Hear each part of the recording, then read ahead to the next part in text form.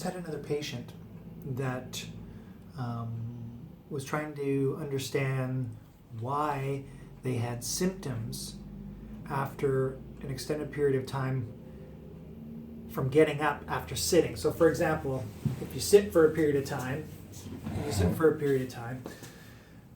then some people report symptoms when they go to get up. It's a little stiff in the lower back, and then it takes a little bit to be able to straighten up.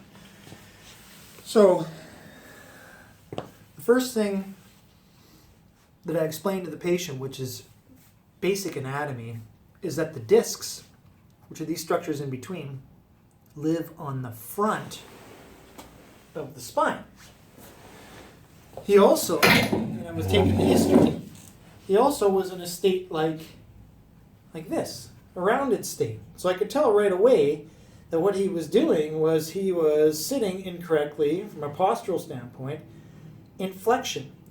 And when you look carefully, when you have a back that's rounded versus up like this, when the back is rounded like this, you are loading the front of the spine. All right? So the back goes into flexion, it's called. And when there's flexion, these structures are hydraulic, and they lose height slowly, called creep, over time.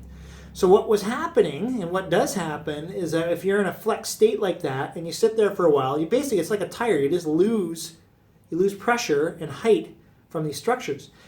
When you go to get up, there are these other structures in the back called facet joints, which are right here. So basically, in a flex state, you'll lose height, and that will cause these joints to shingle together a little bit more. You see that right there?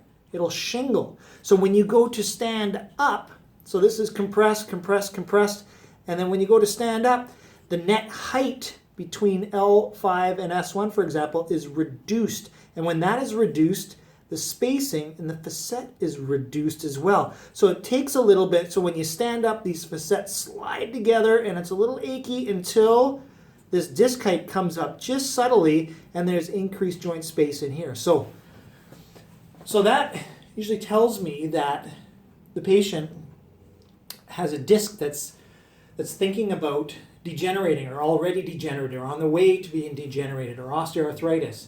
So the best approach, of course, is to sit, make sure that you sit with your back in extension. It's quite simple. That way you're not loading the discs. Another strategy as well is this offloading strategy, where you basically put your hands in behind you. You can see, I had a publication in 2010 in the Spine Journal that talks about this. So if you offload, so basically you press down and you extend back and you hold that for about 3 to 5 seconds, and you come back to neutral and you repeat that. That's also a wonderful way to kind of keep these discs from compressing too much during sitting.